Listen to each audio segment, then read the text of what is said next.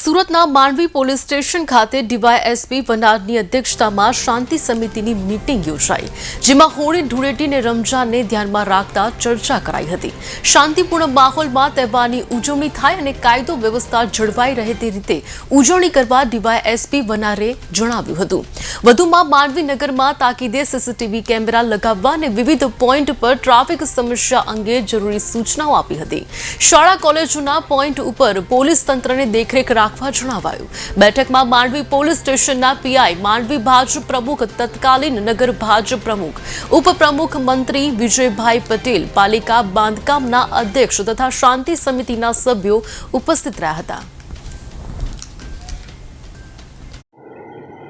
સુરત ગ્રામ્ય જિલ્લાના Mandvi police station વિસ્તારમાં માંડવીના નગરજનો તથા તડકેશ્વરના પણ જે લોકો છે, ગામ લોકો છે એ અને આજુબાજુના જે ગામના આગેવાનો છે એમની સાથે આજરોજ માંડવી પોલીસ દ્વારા એક શાંતિ સમિતિની મિટિંગ લેવામાં આવેલી છે।